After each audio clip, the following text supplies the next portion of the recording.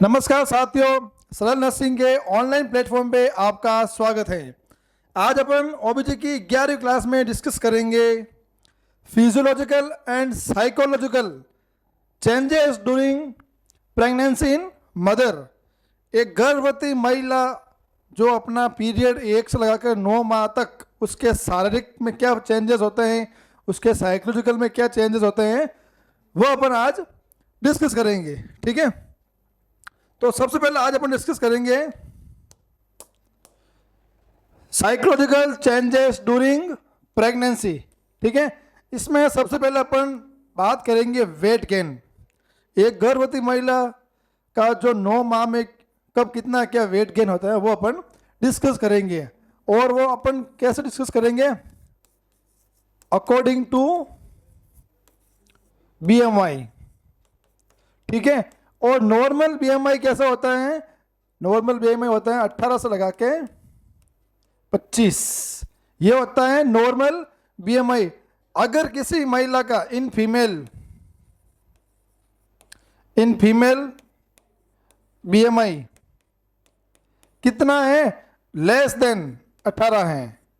ठीक है, less than 18 है तो वो क्या है? माल नरिश। ठीक है, और अगर किसी महिला का जो गर्भवती महिला हुई है उसका जो बीएमआई है 18 से कम है तो वो माल नरिश है, और उसका जो प्रेगनेंसी हुई और उसका प्रेगनेंसी के दौरान जो वेट गेन होगा वो होगा 18 केजी। ठीक है, क्लियर है? In female BMI greater than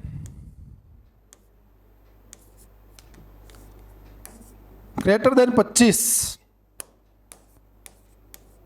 अगर किसी गर्भवती महिला का बीएमआई अगर 25 से ज़्यादा है तो उसका जो वेट गेन है वो 9 माह में कितना होगा?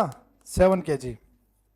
ठीक है, और अगर किसी महिला का बीएमआई नॉर्मल है, इन फीमेल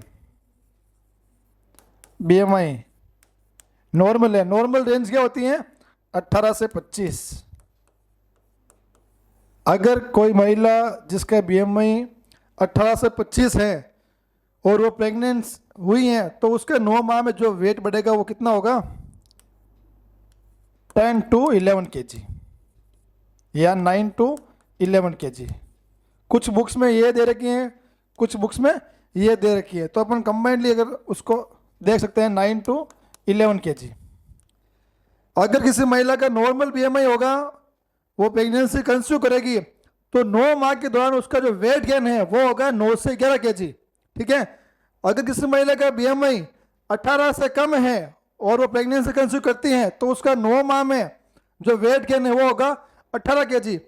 अगर किसी महिला का बीएमआई 25 से ज़्यादा है, अगर किसी महिला का बीएमआई 25 से ज़्यादा है और वो प्रेगनेंसी कंसीव करती हैं तो उसका जो 9 माह के दौरान जो वेट गेन होगा वो कितना होगा? 7 केजी। ठीक है, अब अपन डिस्कस करते हैं कब कितना क्या वेट गेन होगा। फर्स्ट, सेकेंड और थर्ड, ये क्या है? ट्राइमेस्टर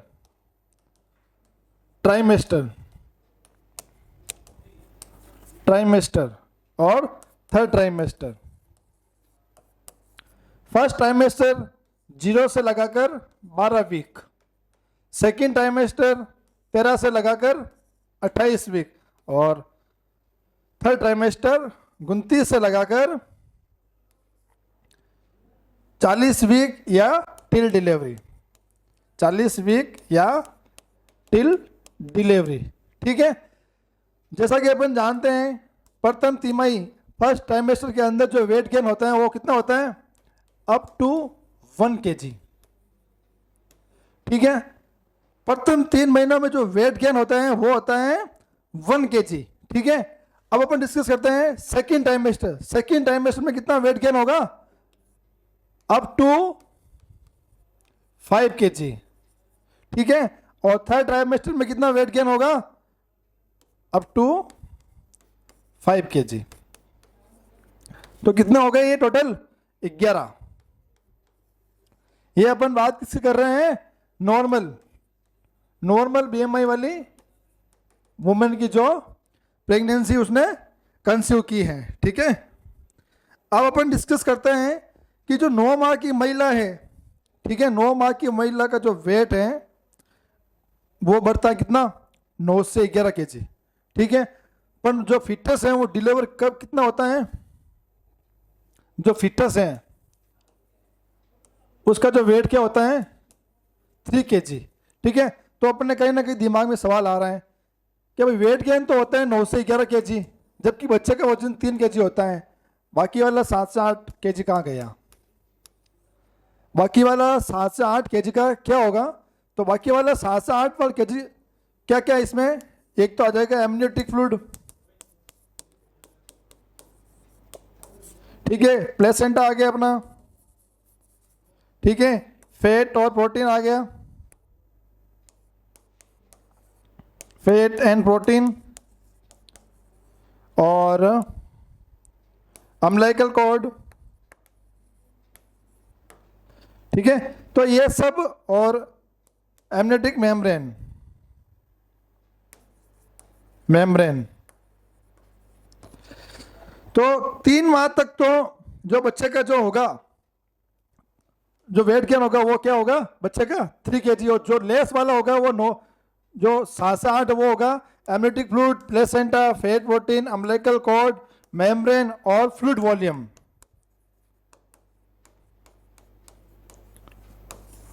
ठीक है, तो इस प्रकार एक 9 माह की जो गर्भवती महिला है उसका जो वेट गेन है 9 महीने में कितना होता है, जिसका नॉर्मल बीएमआई कितना है 18 से लगाकर 24 तक। ठीक है, उसमें क्या हो गया 3 केजी का हो गया फिटस, और सेंस बचे 60 से 8 केजी का क्या हो गया एमनियोटिक फ्लूइड हो गया, placenta, fat, protein, umbilical cord, membrane और फ्लूइड वॉल्यूम।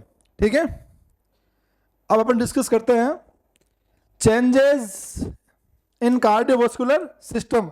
कार्डियोवास्कुलर सिस्टम में क्या क्या चेंजेस होंगे। पहला अपने चेंजेस वेट को लेकर अपन ने डिस्कस किया, दूसरा चेंजेस एनीमिया को, कार्डियोवास्कुलर को।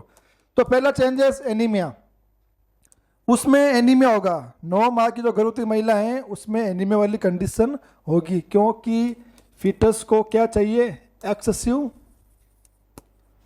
फ्लूइड और ब्लड। ठीक है, एक ये हो गया। दूसरा अपना हो गया ईएसआर। नॉर्मल जो ईएसआर होती हैं वो क्या होती हैं 10 mm पर ओवर, ये होती है नॉर्मल। और प्रेगनेंसी में क्या होगी, ये जो ईएसआर रेट है वो बढ़ जाएगी, इरिथ्रोपॉइड सिगमेंटेशन रेट, और बढ़कर कितनी हो जाएगी 40 mm पर ओवर। ठीक है, तो पहला चेंजेस हो गया एनीमिया, एनीमिया वाली कंडीशन होगी, खून की कमी होगी जिसको अपन बोलते हैं। दूसरा ईएसआर, ईएसआर जो इंक्रीज होगा बॉडी में, और स्ट्रोक वॉल्यूम, स्ट्रोक वॉल्यूम कितना होता है, हार्ट में जो स्ट्रोक वॉल्यूम होता है वो होता है 70 ml पर बीट। जब एक बार जो हार्ट है वो कॉन्स्टेंट होता है तो लेफ्ट वेंट्रिकल से 70 बीट पर मिनट होता है। ठीक है, और ये क्या हो जाएगा बढ़कर क्या हो जाएगा इंक्रीज हो जाएगा। ठीक है, तो स्ट्रोक वॉल्यूम क्या हो जाएगा इंक्रीज हो जाएगा। ये तो हो गया नॉर्मल, और बढ़कर ये कितना हो जाएगा 80 ml बीट पर मिनट। ठीक है, अब अपन बात करते हैं कार्डियक आउटपुट की। जाहिर है अगर स्ट्रोक वॉल्यूम बढ़ेगा तो कार्डियक आउटपुट भी बढ़ेगा। कार्डियक आउटपुट को निकालने का जो फॉर्मूला होता है वो होता है heart beat multiply stroke volume.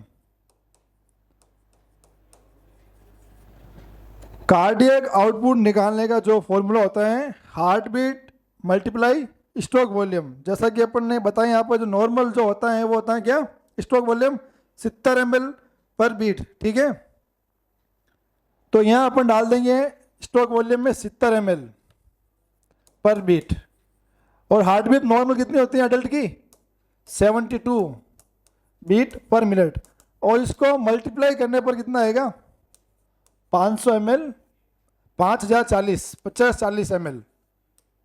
ठीक है, ये तो हो गया कार्डियक आउटपुट किसके लिए नॉर्मल के लिए। अडल्ट के लिए, ठीक है। अगर हम प्रेगनेंसी की बात करें तो ये कार्डियक आउटपुट बढ़ के कितना हो जाएगा, 6 से 7,000, ठीक है। तो कार्डियक आउटपुट भी इंक्रीज होगा और स्ट्रोक वॉल्यूम भी इंक्रीज होगा, ठीक है। अब डिस्कस करते हैं ब्लड प्रेशर। ब्लड प्रेशर क्या होगा, ब्लड प्रेशर होगा डिक्रीज ब्लड प्रेशर, ठीक है। कार्डियक आउटपुट तो बढ़ेगा लेकिन ब्लड प्रेशर क्या होगा, डिक्रीज होगा, ठीक है। और ये ब्लड प्रेशर डिक्रीज इसलिए होगा क्योंकि इसमें सिस्टमेटिक डिक्रीज ऑफ वेंट्रिकुलर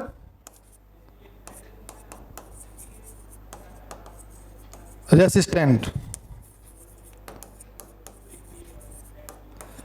जब भी अपन एक नॉर्मल गर्भवती महिला का ब्लड प्रेशर लेंगे तो वो नॉर्मल रेंज से कम ही आएगा, ठीक है। क्यों, due to systematic decrease of ventricular resistant, ठीक है। Femoral vein pressure, femoral vein pressure जो नॉर्मल तो कितना होता है 8 to 10 cm/H2O, ठीक है। नोट कर लीजिएगा, ये वैल्यू बहुत ही इंपॉर्टेंट है। जो नॉर्मल होता है वो क्या होता है 8 to 10 cm/H2O, ठीक है। और इसकी जो वैल्यू होती है क्या होती है, इसकी value 1 mm of Hg equal to 1.3 cm/H2O, ठीक है। ये तो हो गया नॉर्मल अडल्ट के लिए, ठीक है। अब अपन बात करते हैं प्रेगनेंसी में। प्रेगनेंसी में कितना इंक्रीज होगा, इंक्रीज तो होगा, प्रेशर इंक्रीज तो होगा, पर कितना इंक्रीज होगा, जब जो गर्भवती महिला है वो सिटिंग और सुपाइन पोजीशन में होगी, सिटिंग और सुपाइन पोजीशन में होगी, तो जो फीमोरल वेन प्रेशर है वो कितना होगा 20 cm/H2O। नोट कर लीजिएगा, when pregnant women sitting and supine position femoral vein pressure is 20 cm/H2O, okay। now we discuss pregnancy standing।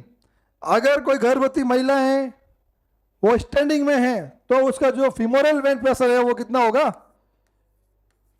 80 to 100 cm/H2O।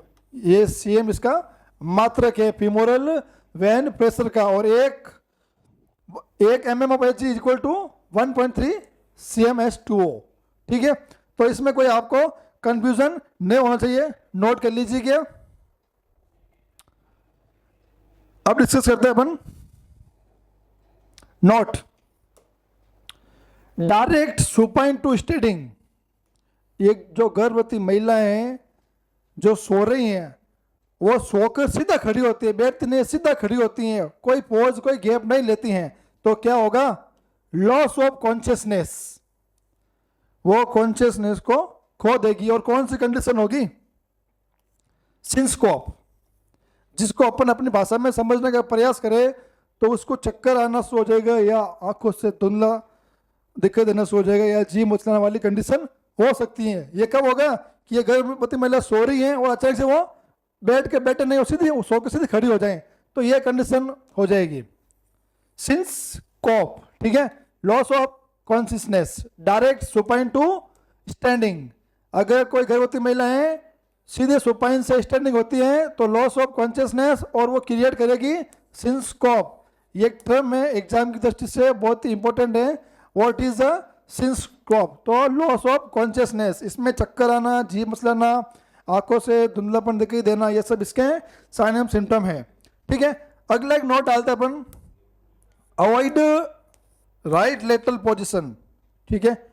गर्भवती महिला को आप आराम करने के लिए एडवाइस करोगे कि वो राइट लेटरल पोजीशन को अवॉइड करें। राइट लेटरल पोजीशन में सुपाइन नहीं है, नहीं सोवें। क्यों नहीं सोवें, क्योंकि जो इंफीरियर वेना केवा है, inferior vena cava, right inferior vena cava क्या करती हैं, वो मोस्टली जो ब्लड सप्लाई है वो देती किसको, फिटल प्लेसेंटल सर्कुलेशन और लीवर को। तो वो जो सर्कुलेशन है नॉर्मल करने के लिए क्या करना चाहिए, महिला को एडवाइस देनी चाहिए कि वो लेफ्ट लेटरल पोजीशन सुपाइन करें और अवॉइड किसको करें, राइट लेटरल पोजीशन को। एग्जाम में बहुत बार क्वेश्चन आ चुका है, गर्भवती महिला को सुपाइन कौन सी पोजीशन में करना चाहिए, तो राइट लेटरल पोजीशन को सुपाइन करना चाहिए और नहीं करना चाहिए, अवॉइड करना चाहिए। ठीक है, अब अपन डिस्कस करते हैं रेस्पिरेटरी चेंजेस ड्यूरिंग प्रेगनेंसी। कोई गर्भवती महिला है तो रेस्पिरेटरी चेंजेस कुछ खास तो होंगे नहीं, ठीक है, फिर भी इसमें क्या होगा, जो टिंडल वॉल्यूम होती है वो क्या होगी, इंक्रीज होगी। नॉर्मल टिंडल वॉल्यूम 600 होती हैं, पर ये थोड़ी 600 से 700 तक जा सकती हैं। ठीक है, O2 कंजप्शन, O2 कंजप्शन क्या होगा, इंक्रीज होगा। कितना परसेंट इंक्रीज होगा, 15 से लगाकर 30%, क्योंकि सबसे ज़्यादा जो ब्लड कैरी, O2 को कौन कैरी करता है, ब्लड। ठीक है, और गर्भकाल के दौरान एक बच्चे को सबसे ज़्यादा ब्लड चाहिए। ठीक है, इसीलिए महिला क्या होती है, एनीमिक हो जाती हैं, और ब्लड चाहिए तो जाहिर बात है, नॉर्मल बात है कि O2 की भी आवश्यकता होगी। तो O2 कितना कंजप्शन होगा ज़्यादा, नॉर्मल से 15 से 30%। ठीक है, रेस्पिरेटरी अनचेंजेस, रेस्पिरेटरी में कोई चेंजेस नहीं होगा, वो नॉर्मली इनहेल और एक्सेल करेगी। ठीक है, रेस्पिरेटरी रेट भी क्या होगा, अनचेंज। रेस्पिरेटरी रेट जो होती है नॉर्मल, वो नॉर्मल होगी, जो 18 से 20 अपन मानते हैं। ठीक है, कुछ कंडीशन में सांस फूलने वाली दिक्कत हो सकती है, लेकिन वो अबनॉर्मलिटी वाली कंडीशन है, वो अपन अबनॉर्मलिटी वाले पोर्शन में अपन डिस्कस करेंगे। ठीक है, और प्रेगनेंसी वो स्टेज है जिसमें क्या होता है, रेस्पिरेटरी एल्कोलिसिस। रेस्पिरेटरी एल्कोलिसिस वाली कंडीशन कब बनती है, प्रेगनेंसी स्टेज वाले में। ठीक है, अब अपन डिस्कस करते हैं इंटेगुमेंट्री सिस्टम, है ना, integumentary system related to skin. ठीक है, अब लीनियर नाइग्रा, लीनियर नाइग्रा क्या होता है, मैं आपको एक पिक्चर के माध्यम से बता रहा हूं। लीनियर नाइग्रा क्या होता है, ठीक है, ये होता है लीनियर नाइग्रा। एक गर्भवती महिला है जिसका पेट है, क्या होगा लीनियर नाइग्रा,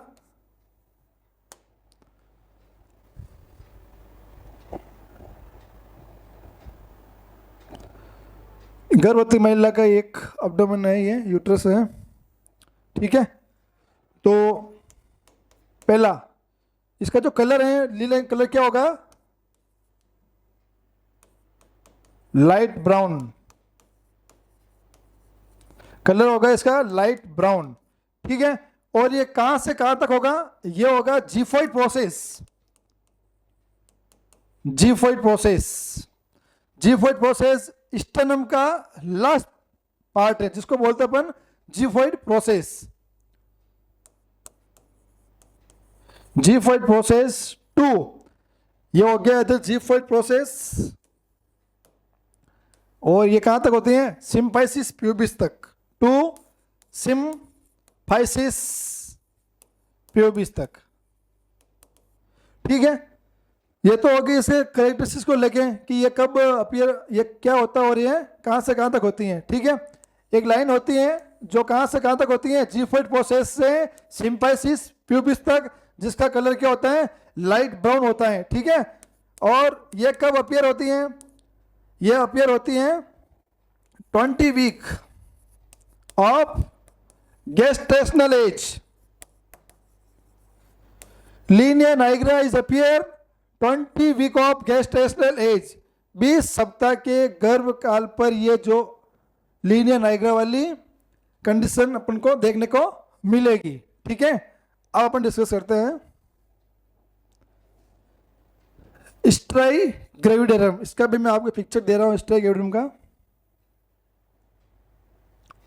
स्ट्राई ग्रेविडेरम होता क्या है आपको बता रहे हैं, यह है स्ट्राई ग्रेविडेरम। ठीक है, इसको ऊपर डिस्कस करते हैं। इसमें क्या होगा, लाइट पिंक लाइन। ठीक है, ये पिंक कलर की लाइट लाइन होती है, कहां होती है, around the abdomen, AROUND, around the abdomen. ठीक है, और ये अपीयर कब होती हैं? ये अपीयर होती हैं 20 वीक। ये भी 20 हफ्तों पर अपीयर होती हैं। ठीक है, कई बार क्या होता है, ये नॉन प्रेग्नेंट वुमेन पर भी देखने को मिलेगी, या जो फैटी महिला हैं उनको भी देखने मिलेगी। Sometime these condition seen in non-pregnant and fatty women। Fatty women means जिसका BMI 25 से ज़्यादा है। ठीक है, तो उनमें ये देखने को मिलेगी। अगर उनमें ये कंडीशन देखने को मिलेगी तो उस कंडीशन को अपन बोलेंगे स्ट्राई। ठीक है, स्ट्राई बोलेंगे। अगर वो गर्भवती में है तो स्ट्राई ग्रेविडेरम, और ग्रेविडेरम डिनोट करता है किसको? प्रेगनेंसी को, स्ट्राई। ठीक है, ये तो हो गया ये। ठीक है, कई अब ये लाइन जो है 20 हफ्ते बाद क्या होती है? ये जो लाइन 20 हफ्ते बाद, डिलीवरी की 20 हफ्ते बाद कलर इसका होता है चेंज।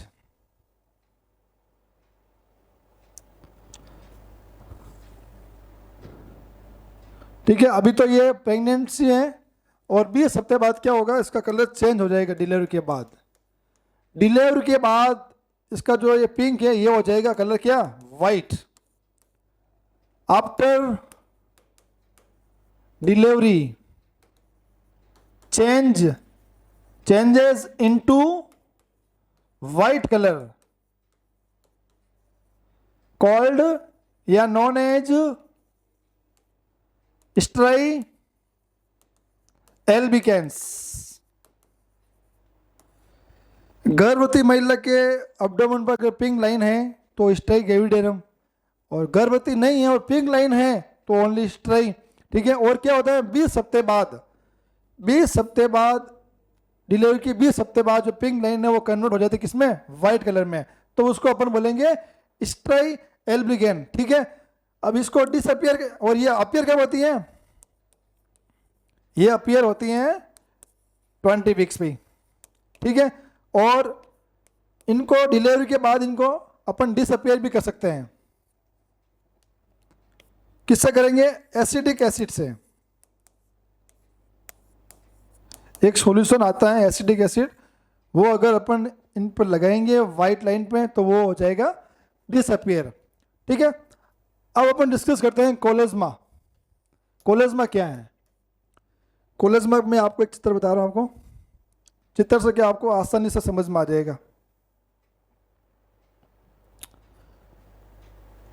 ये है कोलेज्मा वाली कंडीशन। ठीक है, इसमें क्या होगा? Dark pigmentation on forehead and face, और ये अपीयर कब होती हैं? 24 वीक ऑफ गेस्टेशन। ये अपीयर कब होती है? 24 वीक ऑफ गेस्टेशन। ठीक है, ये कोलेज्मा वाली कंडीशन है। चेहरे पर क्या होंगे? डार्क पिगमेंटेशन अपीयर हो जाएंगे। ठीक है, इसको बोलेंगे अपन कोलेज्मा। ठीक है, तो ये स्किन को लेके अपन ने मेजर एग्जाम हर बार सवाल आ रखे हैं। मेजर चेंजेस हैं, पहला हो गया लीनियर नाइग्रा। ठीक है, ब्राउन लाइन होती है कहाँ से कहाँ तक? जीपी नर्सम लेकर सिम्पाइसिस पिबल्स तक। ठीक है, फिर अपन ने डिस्कस किया स्ट्राई ग्रेविडेरम। ठीक है, इसमें क्या होता है? पिंक लाइन होती है अराउंड द एब्डोमेन। ठीक है, ये भी 20 वीक पर अपीयर होते हैं। ठीक है, और उसके बाद में अपन डिस्कस किया कोलेज्मा, है ना, dark pigmentation of forehead and face. ये कब अपीयर होते हैं? 24 वीक ऑफ गेस्टेशनस में। अब अपन डिस्कस करेंगे रीनल सिस्टम। रीनल सिस्टम है ना, जिसको अपन बोलते हैं X system related to kidney. 9 माह के दौरान किडनी वाले सिस्टम में क्या क्या चेंजेस होंगे, जिसको अपन रीनल सिस्टम बोलते हैं, ठीक है। GFR, ग्लोमेरुलस फिल्ट्रेशन रेट, ठीक है। नॉर्मल तो क्या होती है ये तो होगी प्रेगनेंसी में होगी इंक्रीज, ठीक है। नॉर्मल जो रेट होती है वो कितनी होती है, 125 ml पर मिनट। 125 ml पर मिनट किडनी अपने शरीर में क्या करती हैं, फिल्टर करती हैं लिक्विड को, ठीक है। अब ये फिल्टर तो 125 ml पर मिनट का पड़ती है नॉर्मल में। अब ये गर्भवती महिला में क्या होगा, इंक्रीज हो जाएगी रेट, और इंक्रीज हो गई ये कितना कर देगी, इंक्रीज कितनी होगी, 50% हो जाएगी इंक्रीज, 50% हो जाएगी इंक्रीज। तो 50% इंक्रीज कितना क्या होगा, 170 से लगाकर 180 ml पर मिनट, ठीक है। इसकी वजह से क्या होगा, बॉडी में जो फिल्टर हैं, जो ग्लूकोज है, आयोडीन है, वो क्या होगा, ज़्यादा होगा, ठीक है। इंक्रीज प्रेगनेंसी कितना होगा, ये इसको थोड़ा और बढ़ा देते हैं, 180 से लगाकर 190 ml पर मिनट सॉरी, ठीक है। ये तो हो गया GFR को लेके चेंजेस ड्यूरिंग प्रेगनेंसी। अब डिस्कस करते हैं आयोडीन लॉस बाय किडनी। अगर GFR बढ़ेगा तो जो किडनी में जो आयोडीन है, जो ग्लूकोज है, वो भी ज़्यादा मात्रा में क्या होगा, बाहर निकलेगा, है ना। बाहर निकलेगा तो किसको डिसएडवांटेज है, फीटल को डिसएडवांटेज, ठीक है। डेली रिक्वायरमेंट पढ़ते पहले अपन। अडल्ट में डेली रिक्वायरमेंट होती है 0.1 टू 0.2 mg पर डे, ठीक है। और प्रेगनेंसी में क्या रिक्वायरमेंट होती है, 0.2 to 0.5 mg per day. Iodine का अपना जो मेन रोल है, मेंटल रिटार्डेशन। अगर किसी गर्भवती महिला में आयोडीन की मात्रा कम है 9 माह के दौरान प्रेगनेंसी में, तो उसका क्या रिजल्ट होगा कि जो बच्चा होगा वो दिमागी रूप से मेच्योर नहीं होगा, इमेच्योर होगा। तो इसलिए बोलते हैं अपन कि आयोडीन की मात्रा बराबर होनी चाहिए 9 माह के दौरान। किस लिए, बच्चे के अच्छे मानसिक विकास के लिए। और कितना चाहिए iodine, 0.2 to 0.5 mg per day, ठीक है। पर नॉर्मल क्या होता है, नॉर्मल में इतना ही चाहिए, अपन प्रेगनेंसी में क्या ज़्यादा चाहिए। किस लिए, बच्चे के मानसिक विकास के लिए, ठीक है।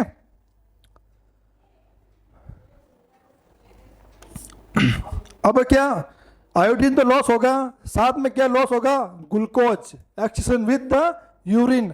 GFR की वजह से ग्लूकोज भी लॉस होगा, और उस कंडीशन को अपन बोलेंगे क्या, ग्लूकोयूरिया। बहुत ही इंपॉर्टेंट कंडीशन है ये, याद कर लीजिएगा इस टर्म को, ग्लूकोयूरिया, ठीक है। ग्लूकोयूरिया किसे बोलेंगे, एक्सक्रीशन विथ यूरिन। ग्लूकोज का यूरिन के साथ बाहर निकलना क्या कहलाएगा, ग्लूकोयूरिया, ठीक है। अब अपन कैसे फाइंड आउट करेंगे, कैसे डायग्नोस करेंगे कि यूरिन के अंदर ग्लूकोज है या नहीं है।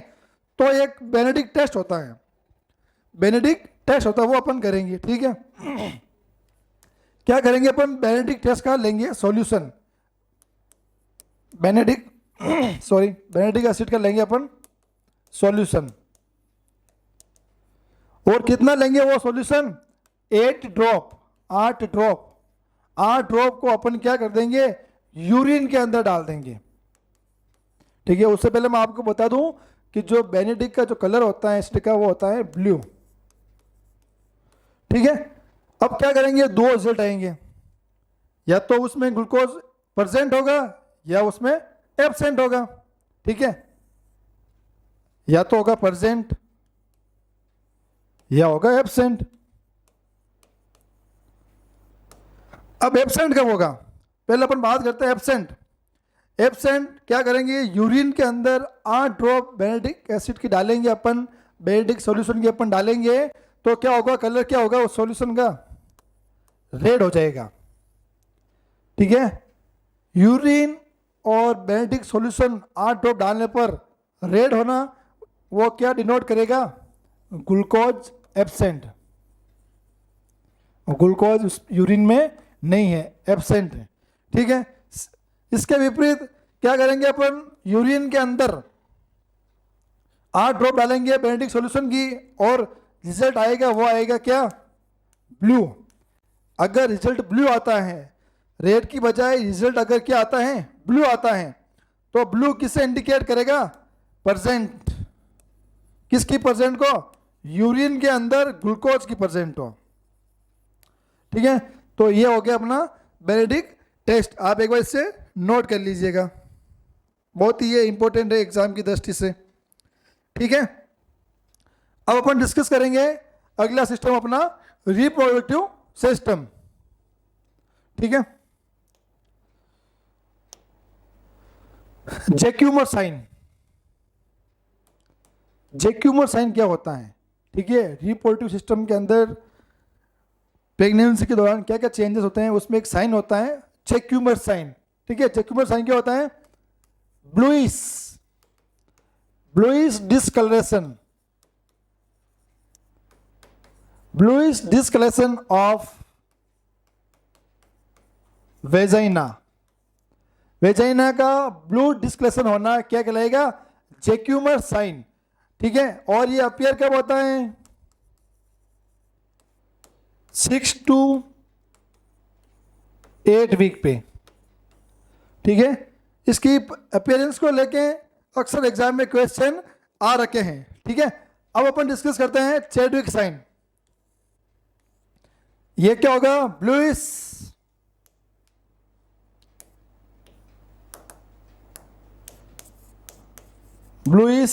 Discolouration, bluish discoloration of the cervix. Cervix का ब्लूइश डिस्कलरेशन हो जाना क्या कहलाएगा, चैडविक साइन। ये कब अपीयर होता है, 6 to 8 वीक्स। ठीक है, नोट कर लीजिए, एग्जाम की दृष्टि से बहुत ही इंपॉर्टेंट है, बहुत ही इंपॉर्टेंट है एग्जाम की दृष्टि से। अब अपना अगला साइन है ओसिएंडर साइन। ठीक है, इसमें क्या होगा, felt pulsation of the cervix. Cervix के अंदर पल्सेशन को फील करना वो कहलाएगा ओसिएंडर साइन। ये कब अपेयर होता है, 8 वीक पे। ठीक है, अगला साइन हो गया अपना गुडेल साइन। गुडेल साइन आप किसे बोलेंगे, गुडेल साइन बोलेंगे अपन softening of the cervix. Cervix का सॉफ्ट ये कब होगा, गुडेल साइन में, और ये कब होगा, 6 to 8 वीक। ठीक है, अब अपन डिस्कस करते हैं हेगार साइन। इसमें क्या होगा, सॉफ्टनिंग तो होगा, कौन सा वाला part, softening of lower uterine segment. जो यूटेरस का लोअर सेगमेंट है वो क्या होगा, सॉफ्टनिंग होगा, और ये कब अपीयर होगा, 6 to 8 वीक। ठीक है, अगला अपना है पाल्मर साइन। पाल्मर साइन क्या होता है,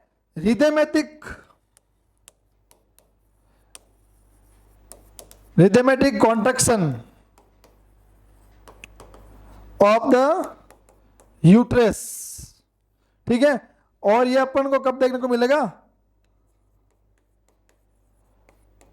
अपीयर 4 to 8 वीक। ठीक है, Hegar sign softening of uterine segmentation lower वाला।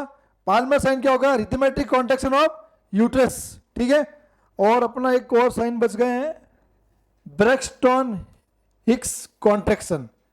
ये जो कॉन्ट्रैक्शन क्या होता है, पेनलेस। ठीक है, तो इसको अपन डिफाइन करेंगे, पेनलेस कॉन्ट्रैक्शन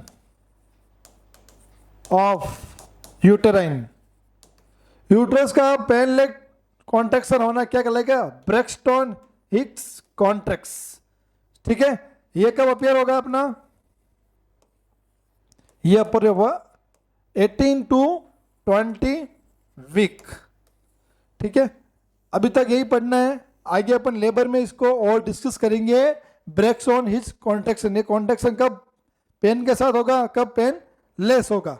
ठीक है, अब डिस्कस कर रहे हैं अपन यूट्रस को।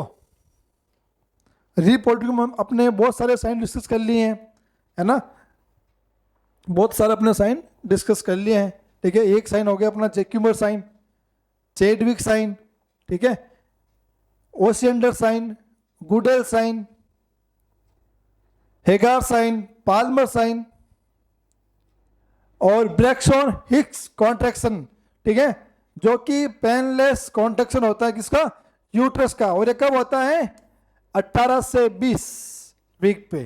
ठीक है, अब अपन डिस्कस करते हैं रिप्रोडक्टिव में अगला यूट्रस के बारे में, गर्भाशय के बारे में। ठीक है, इसकी जो नॉर्मल लेंथ होती है वो क्या होती है?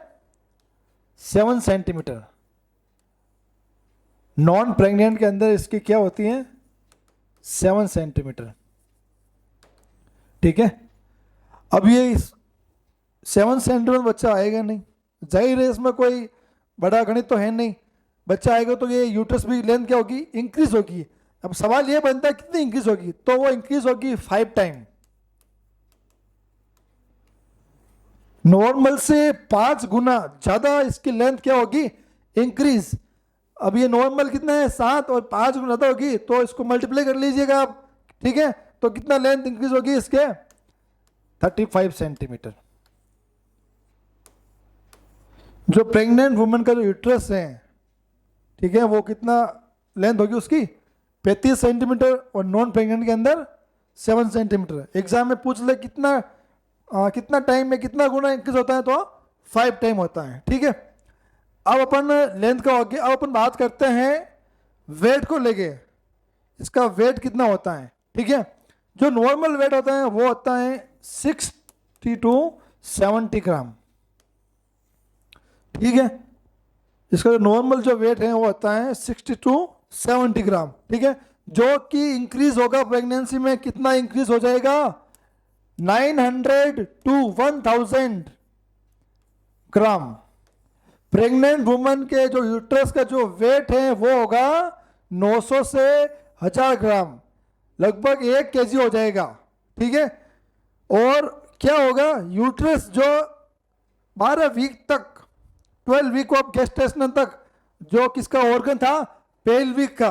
और 12 वीक के बाद वो बड़ा होके क्या बन जाएगा ऑर्गन? किसका? अब्डोमिनल कैविटी का। अब्डोमिनल कैविटी का। ठीक है, एग्जाम में बहुत बार ये क्वेश्चन आ रखा है कि जो ये यूट्रस है वो अब्डोमिनल ऑर्गन कब बनता है? तो वो कब बनता है अब्डोमिनल कैविटी का? After 12 week of gestational age. ठीक है, यूट्रस बिकम अब्डोमिनल ऑर्गन। ठीक है, now we discussed sap. Sap के बारे में अपन डिस्कस करते हैं। सेप एट 12 वीक, है ना, 12 वीक पे जो उसका सेप होता है वो होता है स्पेरिकल सेप। स्पेरिकल सेप, स्पेरिकल सेप, स्पेरिकल सेप जिसको अपन बोलते हैं गोलाकार। ऐसा भी हो सकता है, ऐसा भी हो सकता है, ऐसा भी हो सकता है, गोलाकार। ठीक है, और नॉन प्रेग्नेंट में जो यूट्रस का जो शेप होता है वो होता है क्या? पायरिफॉर्म।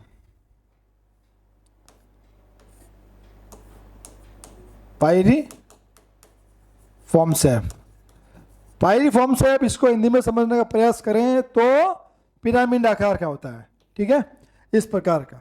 ठीक है, ये तो हो गया शेप को लेके 12 वीक पे और नॉन प्रेग्नेंट का शेप। ठीक है, एग्जाम में बहुत बार क्वेश्चन आ रखा है। शेप, गर्भवती महिला का यूट्रस का कब कब कौन सा शेप हो जाता है? ठीक है, एक गर्भवती महिला है, यूट्रस 6 वीक की गर्भवती महिला, उस यूट्रस का जो शेप होगा हैंड्स एक। 6 माह की गर्भवती महिला का जो यूट्रस का शेप होगा वो होगा हैंड्स एक मुर्गी के अंडे आकार का होगा। फिर चलते अपन 8 माह पे। सॉरी 8 वीक पे चलते हैं अपन, 8 वीक पे हो जाएगा क्रिकेट बॉल। 6 वीक में तो थोड़ा मुर्गी के अंडे लगा का, फिर चले अपन 8 वीक में तो क्रिकेट बॉल जितना हो जाएगा। फिर चलते हैं अपन 12 वीक पे, 12 वीक पे जिसका जो शेप हो जाएगा फिटल हेड। एक जो नॉर्मल फिटल होता है उसका जो हेड होता है ना, जो हेड सर्कमफ्रेंस कितना होता है 32 टू 35 सेंटीमीटर टर्म पे होता है ना, तो लगभग 30 सेंटीमीटर डायमीटर वाला इसका जो हेड होता है वो 12 वीक पे इसका जो शेप हो जाएगा। ठीक है, वो शेप क्या होगा अपना स्पेरिकल शेप, क्योंकि अंडे का भी गोलाकार होता है, क्रिकेट बॉल भी गोल होती है। ठीक है, फिटल शेप भी ऐसा होता है, तो कहीं ना कहीं ये गोलाकार है, स्पेरिकल शेप है। ठीक है, अब अपन डिस्कस करते हैं फ्लूइड चेंजेस। सब डिस्कस कर रहे हैं तो फ्लूइड चेंजेस के बारे में डिस्कस करना जरूरी है। ज़्यादा इसमें कुछ ध्यान रखना नहीं है, बस आपको इतना ध्यान रखना है हाइपर वॉल्यूमिया। हाइपर अपन ने बहुत क्लासों में डिस्कस कर लिए हैं। हाइपर जो इंडिकेट करेगा किसको, इंक्रीज को, या कहीं ना कहीं ये अधिकता का अर्थ बताएगा अपन को। ठीक है, तो हाइपर और वॉल्यूमिया मतलब फ्लूइड। ठीक है, और मिया MIA ये भी किसको डिनोट करता है, ब्लड को। ठीक है, तो बॉडी के अंदर फ्लूइड और ब्लड क्या होगा, इंक्रीज होगा। ठीक है, 6 से 7 लीटर। ठीक है, ड्यू टू, ये क्यों होगा, ठीक है, ये होगा ADH हार्मोन की वजह से, एंटी डाययूरेटिक हार्मोन की वजह से क्या होगा, हाइपर वॉल्यूमिया होगा। ठीक है, तो ये कब होगा, प्रेगनेंसी के दौरान होगा। अब डिस्कस करते हैं अपन ब्रेस्ट को लेके। जाहिर है एक 9 माह की गर्भवती महिला है जो प्रेग्नेंट हुई है, तो ब्रेस्ट को लेके भी चेंजेस होंगे। ठीक है, पहला चेंजेस क्या होगा, मेमोजेनेसिस। ठीक है, इसका जो मीन होता है डेवलपमेंट ऑफ ब्रेस्ट। ठीक है, ब्रेस्ट का डेवलपमेंट होना मेनोजेनेसिस कहलाता है। और ये कब होगा, ड्यूरिंग प्रेगनेंसी। डिपॉजिट, डिपॉजिट है ना, तो क्या होगा ब्रेस्ट के अंदर, क्या डिपॉजिट होगा, फैट और प्रोटीन। इसकी वजह से क्या होगा, ब्रेस्ट का एनलार्जमेंट होगा, डेवलपमेंट भी होगा, और डिपॉजिट और फैट और प्रोटीन भी होगा। तो इसकी वजह से क्या होगा, साइज में क्या होगा, इंक्रीजमेंट होगा। ब्रेस्ट की साइज क्या होगी, इंक्रीज होगी। ठीक है, और डेवलपमेंट क्या होगा, डेवलपमेंट होगा प्राइमरी, प्राइमरी एरियोला और सेकेंडरी एरियोला। मोस्ट कॉमन चीज है प्राइमरी एरियोला, कई बार होता है नॉन प्रेग्नेंट में। सेकेंड एरियोला कब बनता है, सेकेंड एरियोला बनता है कब, प्रेगनेंसी एज के दौरान। फिर अपन डिस्कस करते हैं, एक बार एरियोला को वापस देख लेते हैं। ठीक है, ये हो गया ब्रेस्ट। ठीक है, ये निपल वाला पार्ट हो गया, और इसके जो चारों ओर जो पिगमेंटेशन होता है वो तो होता है प्राइमरी, प्राइमरी एरियोला। और प्रेगनेंसी के दौरान इसके चारों ओर एक और लाइट पिगमेंटेशन बन जाता है जिसको अपन बोलते हैं सेकेंडरी एरियोला। ठीक है, ये भी एक प्रेगनेंसी का साइन है। अब अपन डिस्कस करते हैं GI changes, gastro intestinal changes, है ना। एक गर्भवती महिला के अंदर GI चेंजेस क्या होंगे, गर्भवती महिला को वॉमिटिंग और नोजिया, मेन यही चेंजेस हैं। गर्भवती महिला को अक्सर ये कंप्लेन रहती है नोजिया और वॉमिटिंग, उल्टी और जी मसलाना नॉर्मल बात है, एक 9 माह के दौरान नॉर्मल बात। अब ये क्यों होता है, बस यही जानना जरूरी है। Due to increasement of progesterone hormone. Progesterone hormone increasement होता है, कब होता है, गर्भ काल के शुरुआती दिनों में। और प्रोजेस्टेरॉन हार्मोन जो मेन जो रिस्पॉन्सिबल होता है वो किस लिए रिस्पॉन्सिबल होता है, मेंटेनेंस ऑफ प्रेगनेंसी। और ये अगर ज़्यादा है तो वो कौन सी कंडीशन क्रिएट करेगा, नोजिया और वॉमिटिंग वाली कंडीशन क्रिएट करेगा। ठीक है, फिर अपन ये तो अपन ने डिस्कस कर लिया है क्या, physiological changes during pregnancy.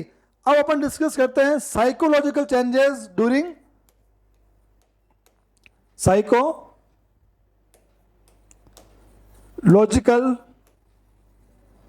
Changes during the pregnancy. ज्यादा कुछ नहीं है, बस 2 पॉइंट ही हैं।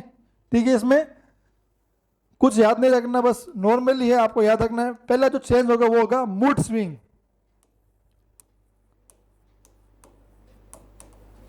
मूड क्या होगा, स्विंग होगा, मूड एकदम चेंज हो जाएगा। एक नॉन प्रेग्नेंट का मूड अलग होता है और प्रेग्नेंट का अलग मूड होता है। ठीक है, ड्यू टू प्रेगनेंसी। ठीक है, और क्या होगा, एंजाइटी होगी एक तो, एंजाइटी एंड इरेटिबिलिटी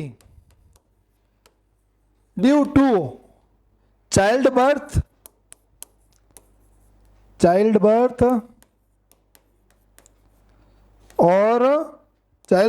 और रेस्पॉन्सिबिलिटी।